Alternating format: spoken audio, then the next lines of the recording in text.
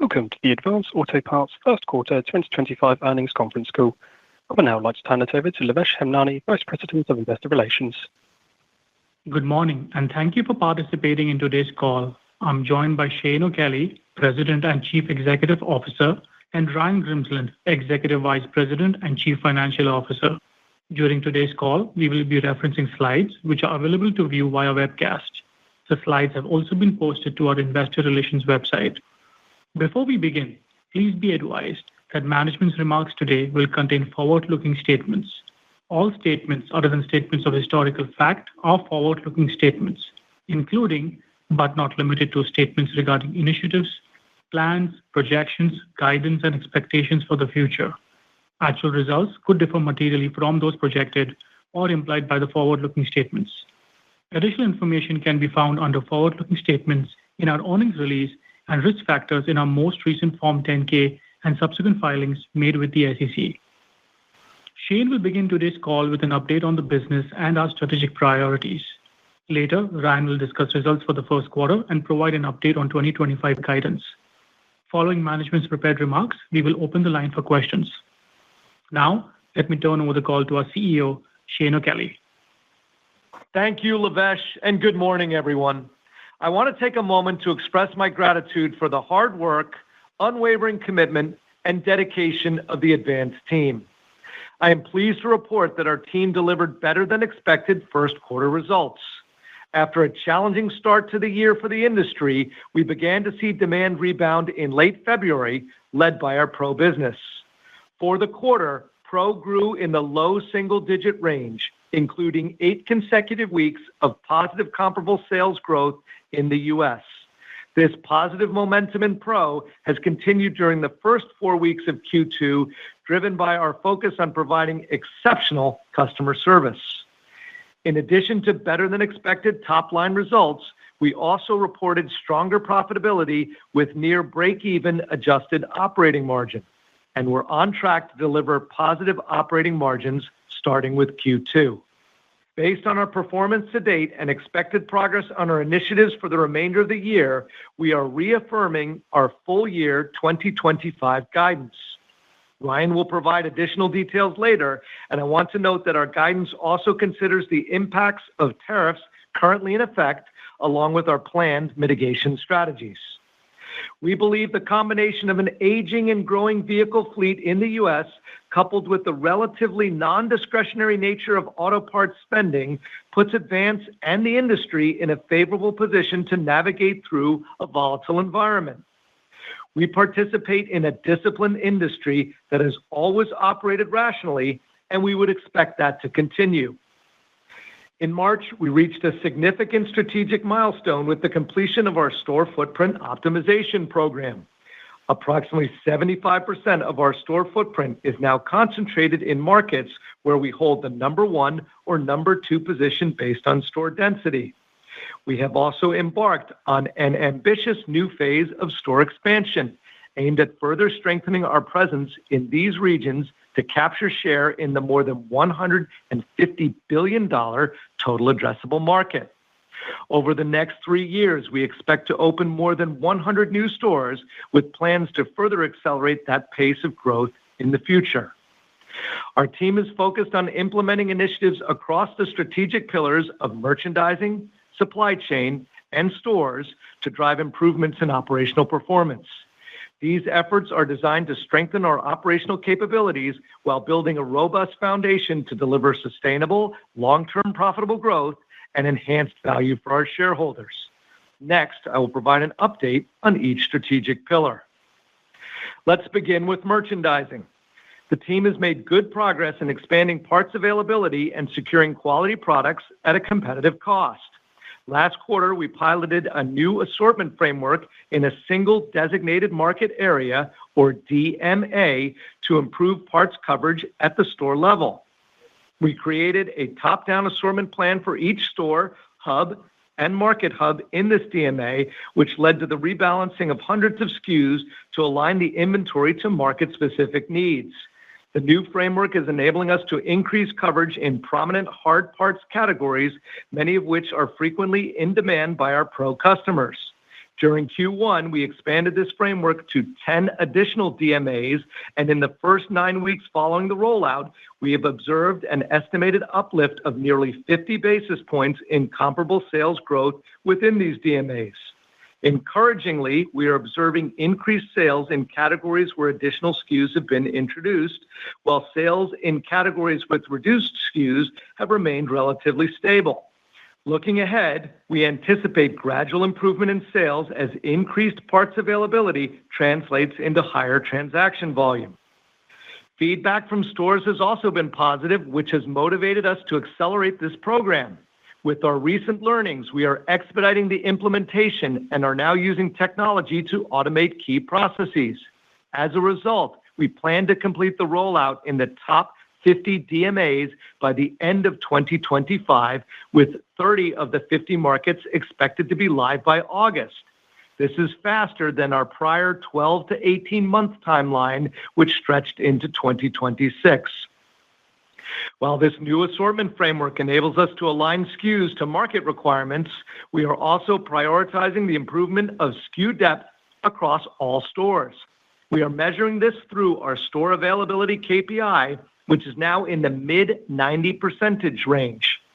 Notably, this KPI improved by approximately 200 basis points sequentially and compares to the low 90% range recorded last year.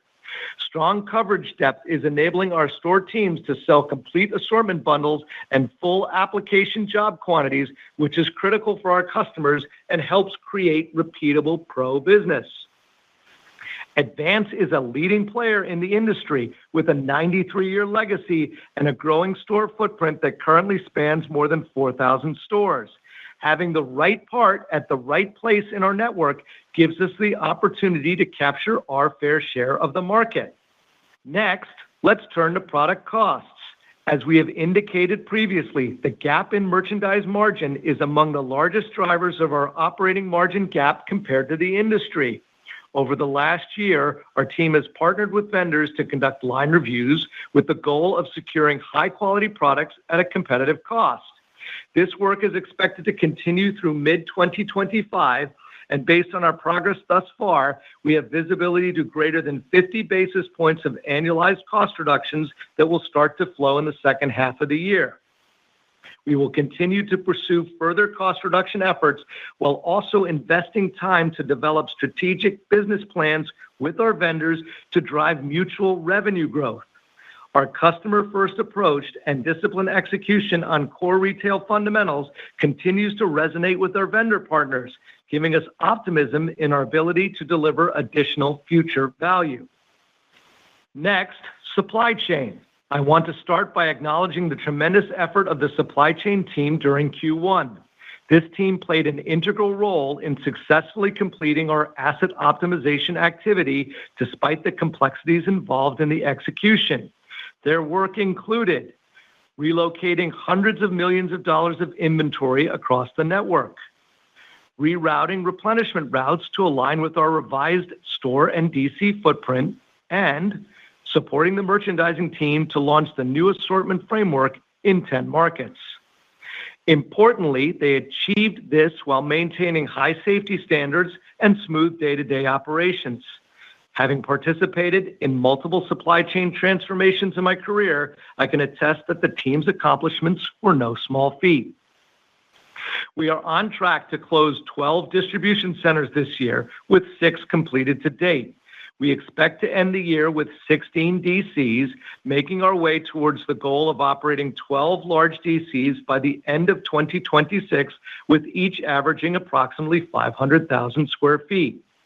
As we complete the consolidation of these DCs, flow higher volume, and optimize our inbound and outbound processes, we expect to drive incremental labor productivity. We measure this with product lines per hour, which improved in the low single-digit % range during Q1 compared to last year. We are targeting continuous improvement in this metric through the development of fresh operational standards for our DCs. For example, since we started moving more volume through our large DCs, we are evaluating daily workflows, such as measuring the time to pick a part and comparing that against benchmarks to determine where our process needs to evolve. Ultimately, we are building a foundation to efficiently support over 4,000 stores through 12 large-sized DCs operating on a single warehouse system versus the previous model of 38 DCs of varying sizes with disparate systems. To do this successfully, we are investing resources to upgrade our operational standards to improve productivity. In conjunction with consolidating DCs, we plan to drive cost efficiency by optimizing both the routing of replenishment orders from DCs and the movement of products between hubs and stores. To achieve this, we plan to implement a new routing framework in stages throughout this year. We anticipate that the combination of improved DC labor productivity and optimized routing will begin delivering cost savings by late 2025, with a larger benefit accruing later. In May, we entered a pivotal phase in the development of our multi-echelon supply network with the opening of 2 greenfield market hubs in the Midwest.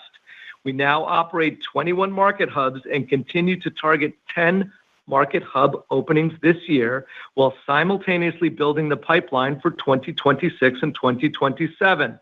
We remain committed to our goal of establishing 60 market hubs by mid-2027 to strengthen our competitive position.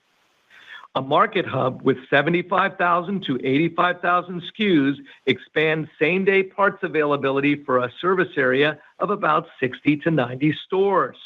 Based on the aggregate performance of the market hubs in operation through Q1 and the stores being serviced by these hubs, we have observed an estimated comp uplift of nearly 100 basis points in those markets. These results reinforce our confidence in the path forward, which we expect to further improve as the new assortment framework developed by the merchandising team is fully implemented across the market hubs. In our stores, the team is focused on improving service levels to drive repeatable business and gain market share. The Pro channel led the recovery in comp sales in the second half of Q1. This improvement in the Pro was driven primarily by transaction growth, which we view as a leading indicator of our effort to move up the call list with Pros. You may recall, early this year, we revamped the compensation and incentive structures for our frontline sales team and equipped them with additional tools and resources to better serve customers. We are seeing the results of these investments in the Pro channel, which makes us optimistic about the opportunity to capture additional wallet share of the Pro. Our store team is focused on exceptional customer service and was able to shave off approximately 10 minutes in delivery time compared to last year. This reduction is being achieved through a combination of training enhancements, better in-stocks, and increased accountability in the field. Our goal is to consistently deliver parts within 30 to 40 minutes. Ensuring this consistency helps our Pros turn their bays faster and elevates Advance's reputation as a dependable and timely provider of parts. We are encouraged by the progress thus far and are confident in the team's ability to deliver on our service commitment. To support this, we are also testing a standardized store operating structure to guide our teams on store labor scheduling and to provide an effective mechanism to allocate resources such as delivery trucks and driver hours. This test is now live in about 10% of our stores. Learnings from this test will inform our view on the standardized structure, which we expect to launch company-wide later this year. Shifting to DIY. During the second half of Q1, we saw an improvement in DIY trends, although the weekly volatility continues to remain high. Maintenance-related categories such as fluids, chemicals, and oil are performing relatively better, suggesting that DIY consumers remain cautious in their overall spending. As we look ahead, we expect the DIY environment to remain challenged due to the potential for higher broad-based consumer goods inflation impacting household budgets. Despite the sales choppiness, we are proactively addressing areas of the business that are within our control. This includes enhanced training programs for our store teams to deepen product knowledge, as well as a reallocation of key store roles to better assist customers. Our efforts to improve the in-store experience are beginning to deliver positive proof points as we are seeing an improvement in units being sold per transaction. This metric has stabilized after declining for most of last year. From a DIY communications perspective, we are also strengthening our brand message through a new marketing campaign with the theme, "Right Around the Corner and Ready to Help." This campaign showcases Advance as a leading destination for automotive parts that offers convenient store locations, strong inventory availability, expert advice, free services, and high-quality brands. I want to underscore our commitment to advancing the turnaround and ensuring accountability. We are making traction on operational improvements for the business, and I am optimistic about the opportunities ahead. Now, let me hand the call over to Ryan to discuss our financials. Ryan? Thank you, Shane, and good morning, everyone. I would also like to thank the Advance team for their commitment to serving our customers while continuing to make meaningful strides in our turnaround efforts.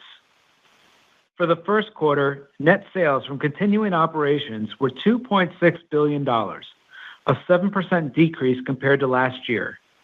This decline is mainly attributed to the store optimization activity completed in March. Comparable store sales declined 60 basis points during the 16-week period in Q1 and excludes locations closed during the quarter, which generated $51 million in liquidation sales. During Q1, sales started off soft, declining in the low single-digit range in the first 8 weeks. Demand started to recover in late February, aided by less weather volatility, normalization of tax refunds, and consistent positive performance in our pro business. Initiatives to improve inventory, in-stocks, and service levels for customers led to 8 consecutive weeks of positive pro comps in the U.S. through the end of the quarter. Separately, Q1 also benefited by the shift in timing of Easter into our fiscal Q2, which we estimate added approximately 20 basis points to comps.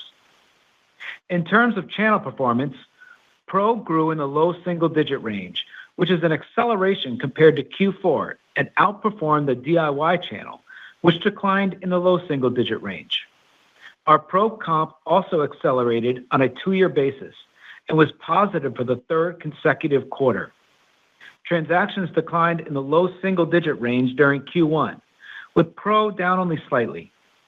Average ticket grew in the low single-digit range and was positive in both channels.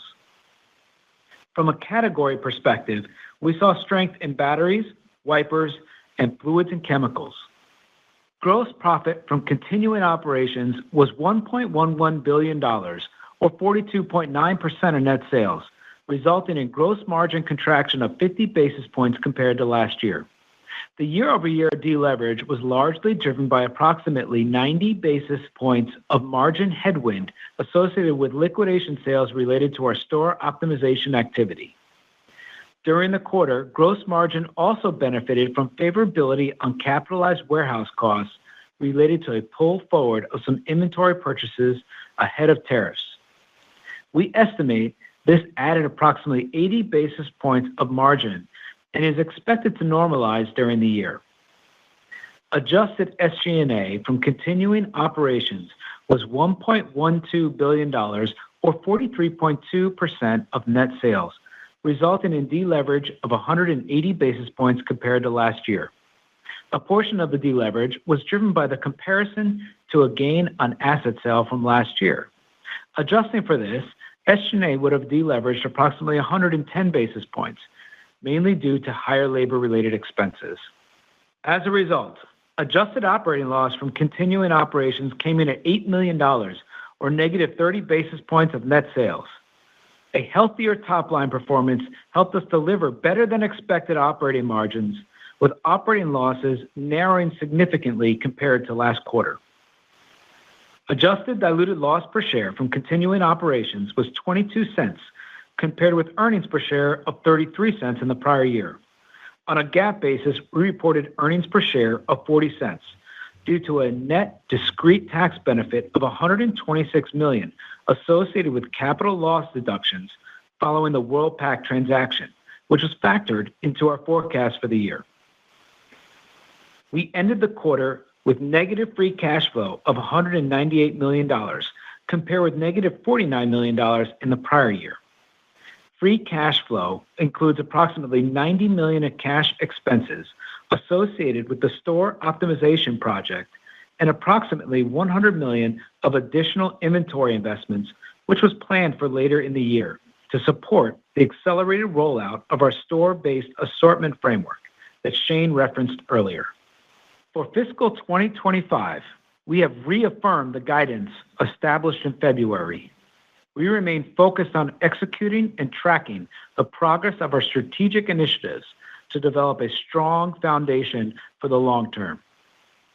Before discussing items within the guidance, let me provide our perspective on the current tariff environment and how that is influencing our outlook for the year.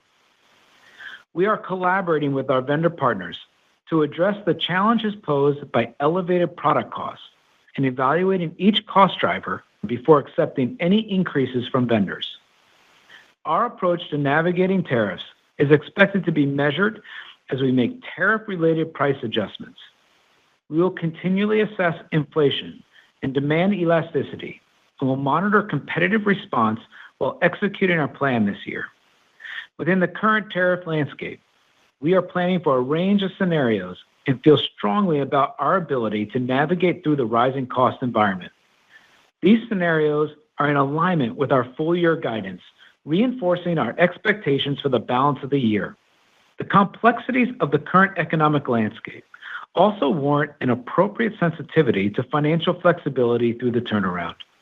We will continue to monitor and assess our debt capital structure with the goal of ensuring maximum financial flexibility for the business.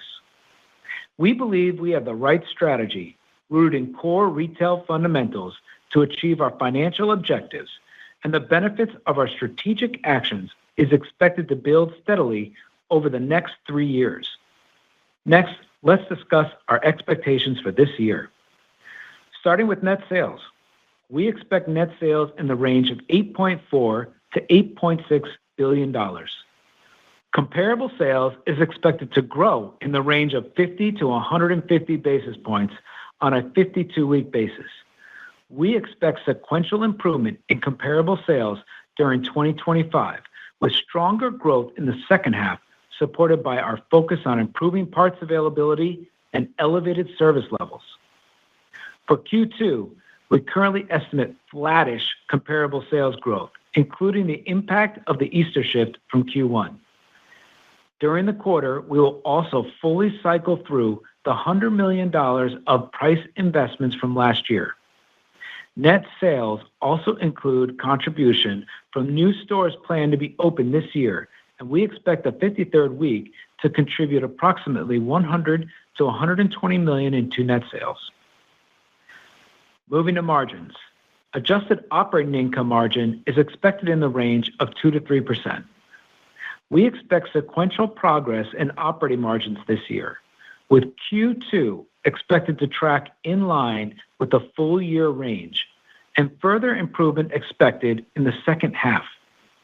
Gross margin is expected to be the primary driver of operating margin this year, driven by a combination of product cost savings and supply chain cost leverage, with an improvement in sales.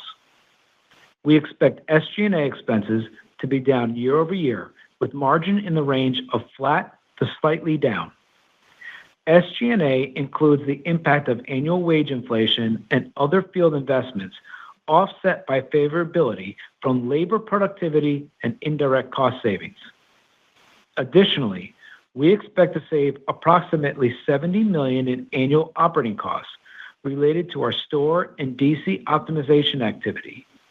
These savings will begin in Q2 and contribute to margin favorability for the balance of the year. Moving to the other items in guidance, adjusted diluted EPS is expected in the range of $1.50 and $2.50. We expect free cash flow in the range of negative $85 to negative $25 million at the end of the year. Our guidance now includes cash expenses of approximately $150 million associated with store and DC optimization activity, which is below our prior estimate of $200 million, reflecting favorability in lease disposition costs. This benefit was offset by opportunistic inventory purchases ahead of the tariff implementation earlier this year.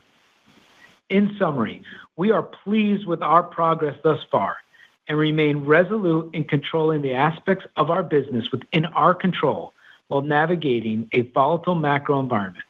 I will now hand the call back to Shane. Thank you. Thank you, Ryan. Before closing today's call, I would like to thank all our team members who are listening on the call today. I am incredibly proud of your efforts this quarter. Our team not only managed to deliver results that exceeded expectations, but also completed the store footprint optimization within an accelerated timeline while driving progress on our strategic priorities. Thank you. With that, let's open the call for questions. Operator. Of course. If you'd like to ask a question in the Q&A portion of today's call, please press star followed by 1 on your telephone keypad now. When preparing to ask your question, please ensure you are unmuted locally. And our first question comes from Simeon Gutman from Morgan Stanley. Simeon, your line is open. Please go ahead. Hey, good morning. Maybe my first question, if you think about the 0.5 to 1.5 comp, you have an implicit mix of DIY versus DIFM performance within that. I don't think you've shared that with us, but can you tell us now that the first quarter is in the bag? Can you tell us what that expectation, how it's changed? Do you have any difference in how you think the year will play out based on how it's performing so far? And then I have one follow-up. Thanks. Yeah. Hey, Simeon, this is Ryan. I'll jump in here real quick. So far it's played out similar to what we expect. We haven't seen any change in trend on DIY and our expectations, but what we have stated is that we expect DIFM to be the driver of our performance. The DIY will still be somewhat pressured. I think it's still early in this tariff environment to really understand if that will change going forward. Though we did model out different scenarios that are reflected in our range of guidance. But as of right now, we expect our guidance expects the trends to continue where DIFM will lead, and DIY will still be slightly pressured. Hey, Simeon, Shane here. Let me build on that. So you've seen the pro trend 12 weeks positive comp. DIY, I think the volatility of the situation, and you see that in consumer sentiment, some of the credit card data, default rates, suggests there could be some difficulties for the consumer. Although we're controlling what we can control, and we are putting effort against making sure we're relevant for the DIY customer. That includes the availability efforts. That includes awareness around our marketing campaign, promotions, fewer, bigger, better, leveraging our loyalty program. We have 16 million Speed Perks members, training for the stores in terms of how to present products and greet. So we'll look to do things to make sure we're participating with DIY customers. Thanks. And the follow-up, if we take the full year guidance and look at the complexion with gross margin and SG&A, the first quarter was better on gross. It looks like you're going to have some tailwinds because the liquidation goes away. You talked, Shane, about the product costs that should improve throughout the year. It feels like that was built in to the way you built your outlook, I think. But can you talk about, is there more upward pressure than you thought? And then on SG&A, even with some of the cost removal, it doesn't look like there's a lot of upside to the SG&A forecast. Can you just, I don't know, I know you're not changing guidance, and I'm not trying to, put words in your mouth, but it feels like the guidance range still looks relatively appropriate, even with some of the upside drivers. It looks like you've kind of captured that in the guidance for the rest of the year. If you can comment on that, please. Yeah, Simeon. The big driver still remains the same, is that our driver of operating income will mainly be driven by gross profit growth, and especially in the back half of the year. And as Shane said earlier, seeing 50 basis points already annualized on that cost out, that's a big one. We've got the headwinds in margin specifically, that they're now tailwinds, but headwinds we faced last year in the back half of the year was about 170 basis points. So if you think about that build on our OI, and then there was about 30 in SG&A. SG&A is going to be down year over year, especially with the store closures, pulling those out, and then the work that the stores team is doing on productivity. We'll see that. We're also going to see on supply chain, with the work the team's doing there, we're going to be able to leverage on the sales volume. So as Shane talked about, the lines per hour, the productivity supply chain is driving that's going to allow us to leverage on the sales increase that we'll see in the back half of the year. But the big bulk of the growth is going to be on gross margin back half of the year. And we like what our merchant team is doing, led by Bruce on our cost out and working with our vendor partners. We like what we're seeing there. Just to add that there's a series of puts and takes that goes into how we came to reaffirming the guidance. Ryan described some of them there. Know that we've run the scenarios and what the tariffs might look like, what that volatility might look like with consumers, and the concatenation of that left us to put guide where it is and keep it there. Okay, thanks. Good job, guys. Good luck. Thanks, Simeon. The next question comes from Seth Sigman from Barclays. Seth, your line is open. Please go ahead. Great. Thanks. Good morning, everyone. Sounds like progress in a lot of areas. I'm trying to figure out, with the improvement in comps this quarter, how much of that was from closing stores that were previously dragging on the comps? Maybe you could give us a sense of how much those stores were under comping previously, so we could try to understand the dynamics there. And then as we think about the closings this quarter, I assume there is some sales transfer to the remaining stores, particularly on the pro side of the business. So if you could help quantify some of that, would be great. Absolutely. So back to the first part was, the mix of maybe the closing stores. So the comp difference between those closing stores and the remaining stores wasn't material. I think we had talked about that in the past. It was just a lower base and the profitability of those. So, they could comp on a lower base sales volume, especially out west. So it didn't really have much of an impact materially on the comp mix. So I wouldn't say that was a driver of the comp performance in the quarter. We did see some transfer sales, mainly in the pro area, and that was planned and expected, and we achieved what we expected. We were really happy with that. I have to give a shout out to the pro team who worked diligently to transfer those pro accounts to the new stores, and they did a very good job doing that. So there's some in there, not quantifying that, but there's some in that pro trend. What we really like to see, I think the comp difference and what we expected was really the first 8 weeks, the weather volatility, the tax refunds. We're trying to understand, is there pressure on the consumer that's different?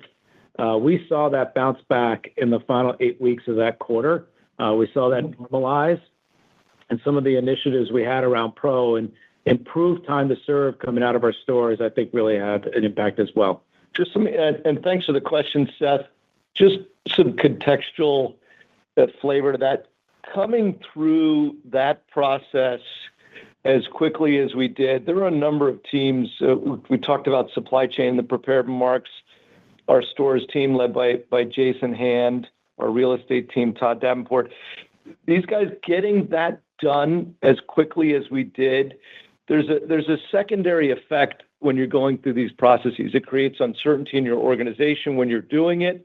And by the way, as you think about how customers think about what your longer term trajectory looks like. So for us being done with it and now moving our narrative back to focusing on our strategic pillars, back to creating value, back to growth, that's where we're moving the company now. And so we've come through that and now driving forward on strategy for the remainder of the year. Okay, great. That's very helpful.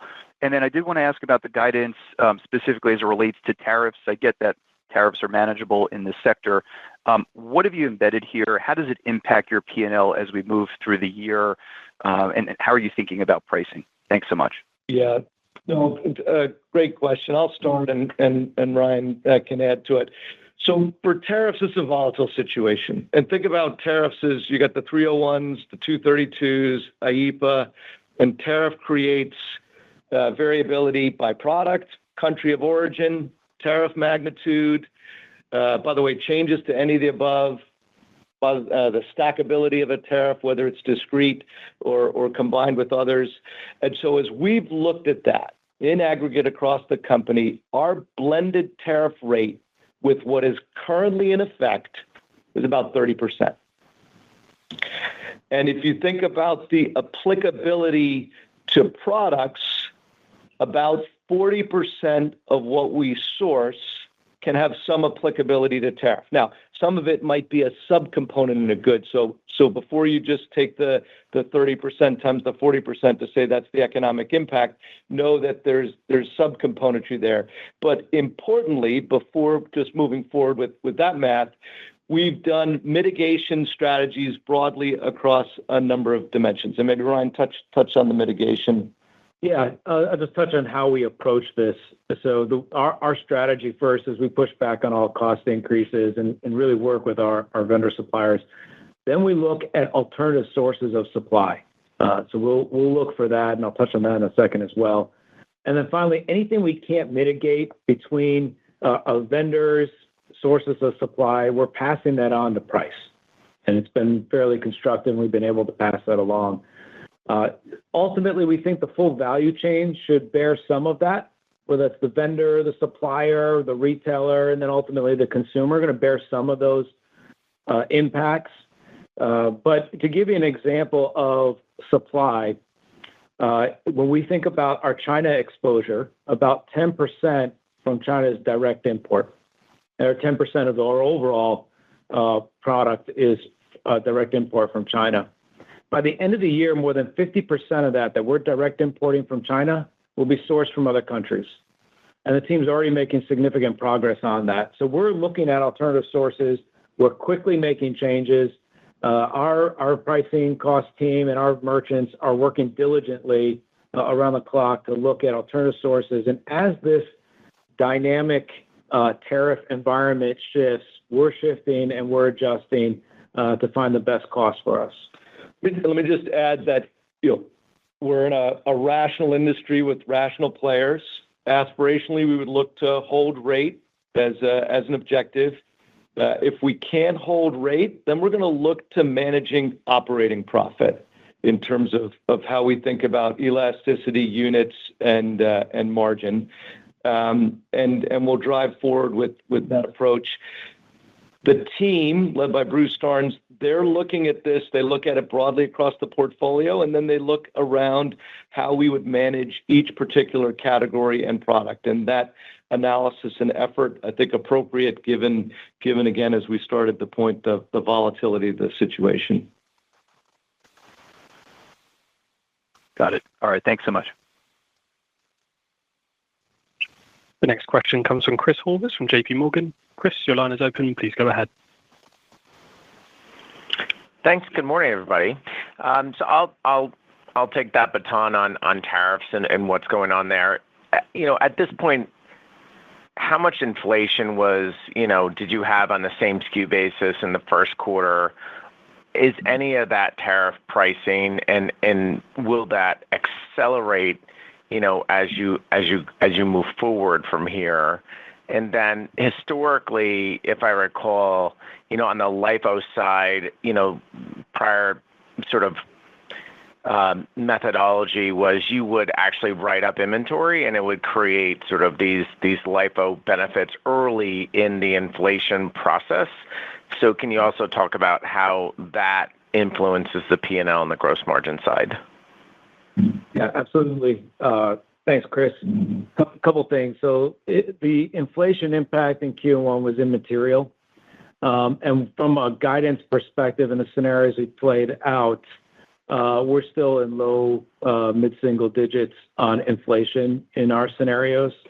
So that range of outcomes that we put there from a guidance perspective contemplates different scenarios related to tariffs. It's still early, and there's still a lot. We're only halfway through the 90-day pause period and some of them. So there's still a lot that needs to play out, and we'll get more informed as we go. But the range of outcomes that we looked at really are contemplated in our range in the guidance. From a LIFO standpoint, we had a little bit of an impact in Q1. That was part of the 80 basis points that impacted, but it's only, I think, about approximately $4 million LIFO favorability in the quarter.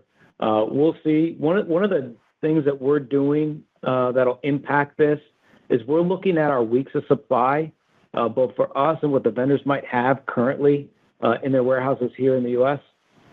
And we're managing our POs based on that, so we don't have to cut new POs right away, and we can work through the current costs that we've got to minimize the LIFO impact early on. So that should have a benefit. We've got decent weeks of supply in some of these categories, and we're working through those. So that's why we haven't seen much of an impact early on. We also talked about we did a forward buy before the tariffs, and that helps with that weeks of supply that we can work through before we see a big impact on LIFO. Just say, Chris, anecdotally, as you think about it, the moves companies make in situations like ours is first you're pushing back the vendor, and you have inventory on hand. And by the way, I think the volatility in terms of what's in effect and when for how much all played a part in Ryan's depiction of not having an impact in Q1. And he's modeling, as is the merchant team, how that flows in terms of the rest of the year. Got it. That makes a ton of sense. And a couple margin questions. So first on the gross, if I look at sort of like the underlying trend, it seems like we'll be in this like mid-single digit range as mid-40s range as you get towards the end of the year. Is there anything that you're seeing, or whether it's with tariffs or just the operational side of the business, that deters that potential? And then on the SG&A front, that $70 million of cost savings from asset optimization, is it right to just take the SG&A from 1Q back out to 70, and that's sort of the underlying base that we build from based on seasonality and top line? Thank you. Yeah, Chris, just on the $70 million, it's not SG&A, it's more COGS related. And Q1 is a tough one because like from a liquidation piece, it's more sales liquidation impact, that $70 million. And due to the DCs really fall up into our COGS. So I would put that more on the gross profit line. From a SG&A standpoint, though, the rest of the year, you're going to see that down year-over-year as we get through that cost. And you will see closer to that mid-40s margin rate. From a tariff standpoint, one thing that Shane alluded to earlier is that while we ultimately want to maintain rate as the costs come in, we're going to be focused on operating profit improvement as well.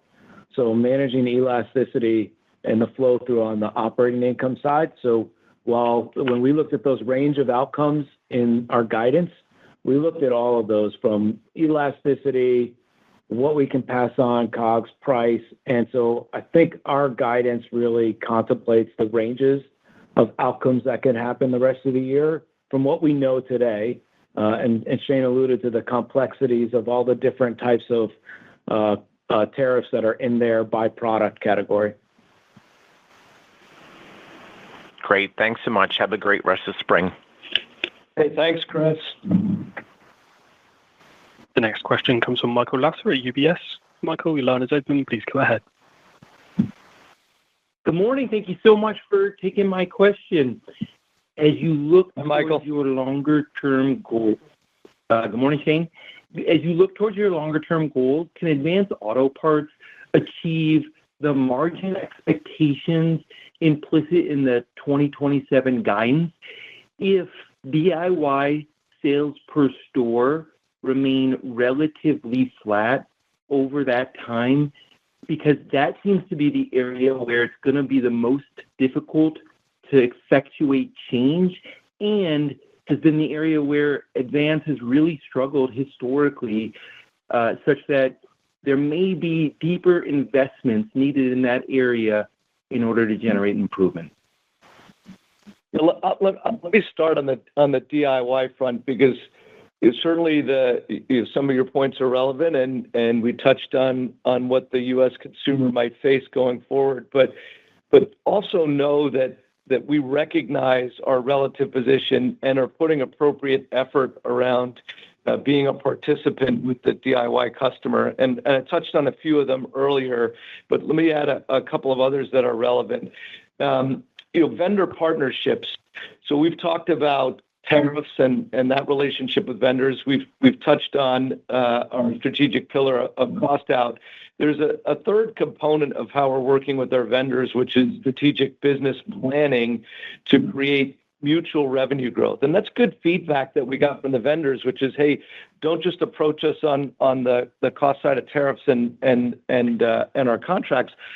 Work with us, and we'll work with you on creating growth. And DIY is an area around that. And you see that in terms of what we'll be doing with promotions, but you also see that in terms of our marketing campaign of around the corner and ready to help. Reminder that as the number one or number two player in 75% of our markets, we're now a more thorough participant where that DIY customer will be closer in proximity. And by the way, with our store team members and our services.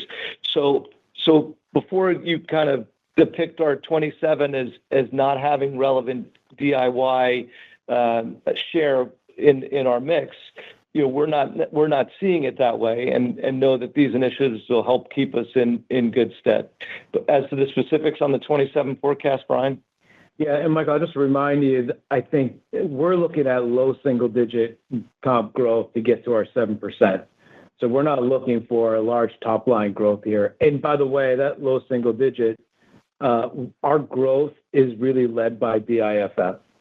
So we're not expecting major DIY growth to get to that 7% or even large top-line growth. In fact, I think that's probably even below some of the market expectations to get to that 7%. That 7% is really built off the things we control.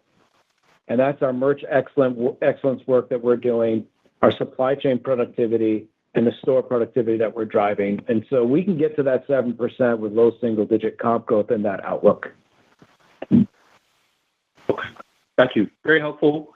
My follow-up question, and I apologize for it being very short-term in nature, but you're pointing to a flat comp for the second quarter. Sounds like the pro side continues to perform well or within your expectations. DIY is volatile.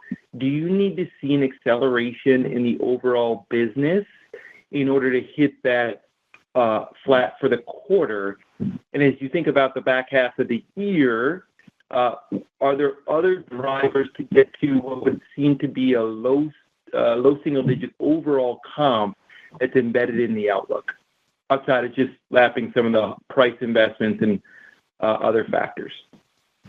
Yeah, Mike, I'll start and let Shane jump in here.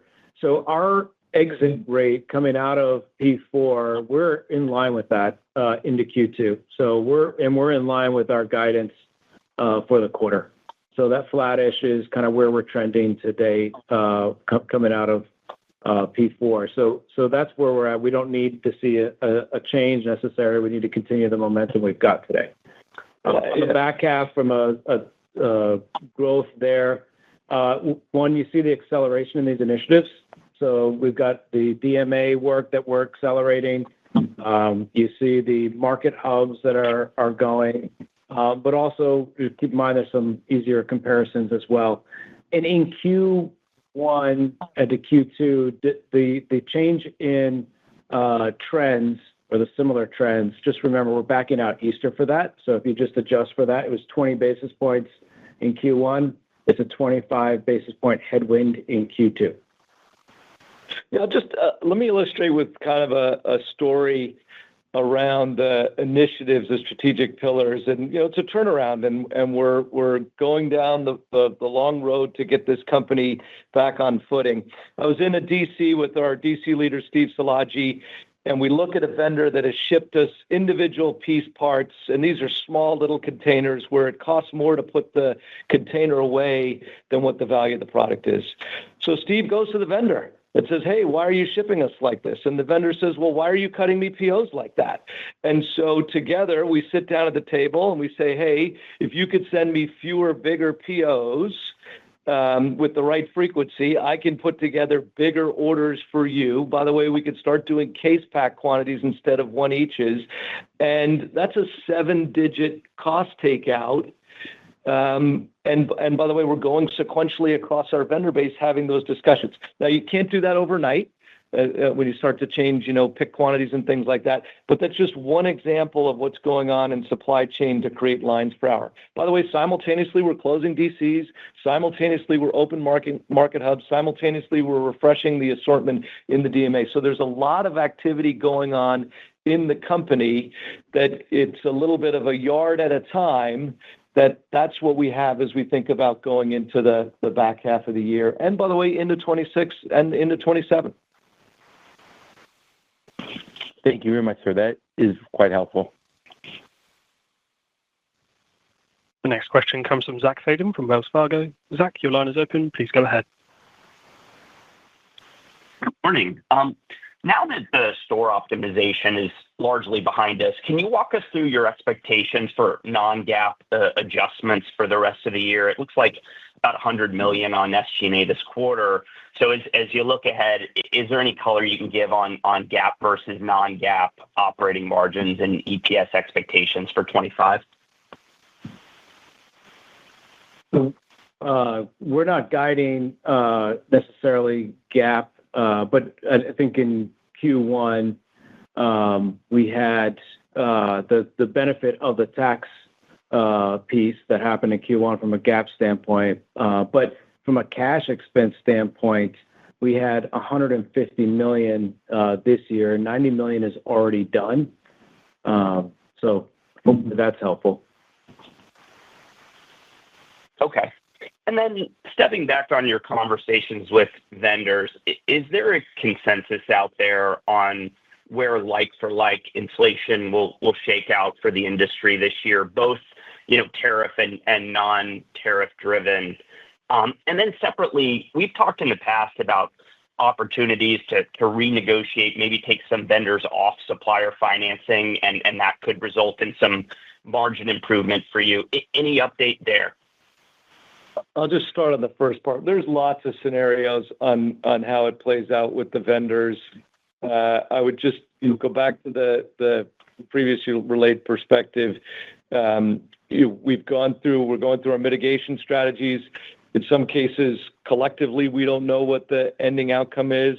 It's a rational industry. We'll look to act rationally, hold rate. If can't hold rate, manage operating profit in terms of what our approach looks like.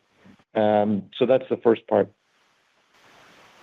On the second piece, just on an industry specific, there's lots of scenarios to play out on tariffs and what that impact would be. So we don't have exactly where that's going to land. Our guidance has all the different scenarios we think that will happen, and it contemplates those in that range. But going in low single digit is probably somewhere where we're thinking, but that range could obviously change quickly overnight. I mean, it's still quite volatile. We're only halfway through the 90-day pause on one of them, so there's a lot that can take place over the next 9 months. And on the vendor financing piece? Oh, the vendor financing piece, nothing material from a change. Supply chain finance, we're sitting at $3.5 billion of capacity. We're using at Advance about $3 billion of that. And that's just an uptick in normal seasonal buys. We expect long-term to be somewhere between 2.8 to 2.6 on that. And that's going to obviously fluctuate quarter to quarter as you have buys that go into there. And then you run down the payables. So we still use it. There's nothing material where we've had vendors come off and it's a material impact to our COGS, but we always evaluate. Supply chain finance is a good tool, but we evaluate what's the best return for us. Got it. Thanks for the time. Thank you. The next question comes from Scott Ciccarelli from Truist. Scott, your line is open. Please go ahead. Good morning, guys. Thanks for the time. So it sounds like the benefits from better procurement costs are expected to be relatively modest. I think Ryan referenced 50 basis points. I guess I would have assumed that procurement costs was going to be your biggest gross margin opportunity, and yet you're still expecting gross margins to improve during the course of the year. So can you provide any more color on what specifically and kind of the gross margin line is going to be the driver for the balance of the year? Is it just supply chain savings, or are there other factors in there? Thanks. Yeah. Thanks, Scott. Yeah. So procurement costs of 50 plus, keep in mind that those are contracts that we sign. And when those contracts go into effect has a impact on the amount. We are seeing SG&A down. We do have some fixed expense that we're leveraging as we get more volume in the back half of the year. So we are getting significant improvement in SG&A year over year. Some of that's coming from the store closures as well. So we look at the drag that those had on our business. And then the bulk of our gross margin is going to be coming from COGS improvement. And that's both the first cost work that our vendors are doing and also the leverage on supply chain. Is there anything within the gross margin on that procurement side that isn't sustainable or was one-time-ish, or is this kind of like an existing run rate here? Thanks. Well, the 50 bits is going to be an existing run rate. I mean, these are contracts we're signing with our vendors, and those will continue, and that will grow over time as we continue to execute that strategy. It will increase in the future. Got it. Thanks a lot, guys. Thanks, Scott. Next question is from Steven Zaccone from Citigroup. Steven, your line is open. Please go ahead. Great. Good morning. Thanks very much for taking my questions. My question was just on the improvement you've seen in the business. You know, you talked about February being choppy and things have improved, specifically on the pro side. How much of that do you think is the industry seeing some better growth after, 2024 probably being a reset year versus maybe your own execution with some of your pro initiatives? Yeah, so it's a great question. When I look at the business, I look at what our teams are doing, and I look at the initiatives, and I say, hey, does that make sense? Are those fundamentals of auto parts in terms of activities? And I absolutely see it in the pro team. And so we go to market with pro with really two major bodies of effort. The first is our outside sales team. We have hundreds of men and women who visit our customers every day. And then we have thousands of team members in our stores called commercial parts pros. If we look at the activities we're taking, and that ranges from making sure we've got the incentive and compensation plans right, that looks in terms of how we recruit and put people into those roles, that looks to training that we've reinitiated at scale to make sure that they're properly equipped. And then in terms of how we do call planning and who they call on and when they see them, and then what do they say when they go see a customer, and making sure correspondingly that we've been thoughtful about where relative pricing is for different pros based on what they buy and how much they buy. So there's a lot of analysis going in. There's investment in our people. There's energy. We brought our team together for the first time in a decade earlier this year. So that's certainly having an impact in terms of our ability to get business with pros. And I hear it as well, because I'll go out and visit pros and they'll say, hey, you guys are now more relevant to me as I think about making the call. Not the least of which, by the way, is the DMA availability work. You know, pros, when they have a car on the lift and they make the call, it's like, do you have the part? We're saying yes more frequently than we were in the past. And then add to the mix, the first question is, do you have it? Yes or no. And second is, when can I get it? We've shaved 10 minutes off the delivery time. So those two components also make a big difference. So certainly we're subject to the market forces up and down, but there's internal things that we control that we're improving that are making us more relevant with pro customers. Okay. Then the follow-up I had, just drilling down on the second quarter with comps expected to be flattish. How should we think about the build of transactions versus ticket in that second quarter? Yeah, Steven. So not necessarily guiding specifically on those, but I would say probably expecting the trends in DIFM to continue. And I think it's still early and volatile. We are monitoring the demand elasticity given this tariff environment and understanding, the pushes and pulls there as we move price into the market. So not going to guide to those specific, just given the volatile nature of the current environment with tariffs. But we are confident in what we're putting. I just want to say thanks for the question. I want to say one other thing on the pro universe that helps us know whether or not we're doing the right things, and that's our independent owners. So our independent owners, they will give you raw feedback on how well they think you're doing on different dimensions. And by the way, they basically index entirely towards the pro universe. And so we're grateful to have them as part of our network. We think we've got the right number of independents, and they're giving us feedback on how we're doing on our availability in terms of getting products to them. And I talked to one of our independent owners and said, hey, I've seen a noticeable improvement in my ability to get the parts that ultimately I need to take care of customers. So that's another benchmark that helps us sort of calibrate towards, are we on the right track for working with pros? Thank you. Our final question today comes from Stephen Forbes at Guggenheim. Stephen, your line is open. Please go ahead. Good morning, Shane, Ryan. I wanted to expand on the servicing model. I think good. You mentioned in the call 10% of stores are live with labor scheduling and asset allocation models. It was one of the few things you didn't comment on sort of what you're seeing in terms of improved performance, right, within those stores that have that model. So I was wondering if you can maybe first and foremost just expand on sort of what you're doing right in the store, what you're seeing in the store, and if you're seeing sort of a visible lift in core KPIs in the back of leaning into that servicing model. Yeah, great question. So there's a number of things that go into the store operating model. One of the things that you're latching on to is how we look at the asset allocation of vehicles and driver hours. And if you look across our fleet, what we found, when we first started this project is there would be areas in the company where a store would have 4 vehicles, but really only used 3.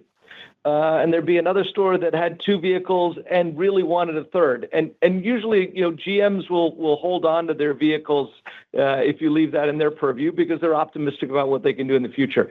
So we're being smarter about where do we put a vehicle and then making sure correspondingly, if you have a vehicle and you've got the demand, that you have the hours with the driver to operate the vehicle. And so we've been testing multiple parameters, and that includes when a vehicle moves over and then how many hours you get with that vehicle. Does a vehicle come, for example, with 35 hours or 40 hours or 45 hours?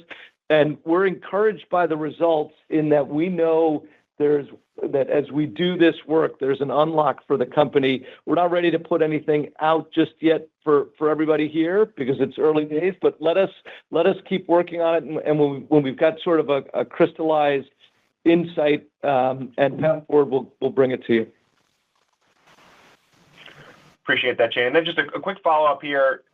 The comment, right, 75% of the stores now in markets where you're number 1 or number 2 in store density, we often get asked, right, what does that mean in terms of market share? And not that I expect you to sort of flip that for us, but just what's the high-level sort of view or message you're trying to express with that statement, right? Number 1, number 2 in density, what's sort of the big takeaway that we should leave with today? Yeah, so we've got a right to participate and win in those markets based on the legacy of our company, commonly the duration that we've been in that market, the ability to service pro customers in terms of proximity, the ability to be around the corner for DIYs, the ability for our team members to have great careers, the ability for our DCs to logistically serve them effectively. So in retail, and I'll add distribution because that's kind of how you think about some of the product flows and customers. Density matters.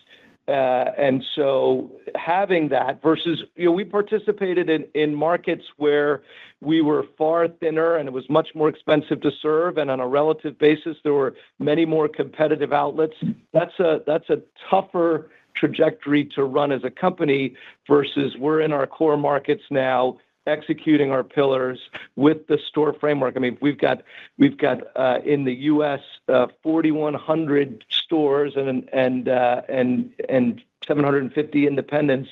So we're in the market ready to serve. Thank you. And with that, I'll hand back to the management team for some closing comments. So I want to thank everybody, first and most importantly, the members of Advance Auto Parts, for your continued effort in our turnaround, sticking to our pillars, and delivering the quarter that we just delivered. We'll look forward to seeing everybody in August on our next call, and thank you for participating today. Take care. Bye-bye. This concludes today's call. Thank you very much for your attendance. You may now disconnect your lines.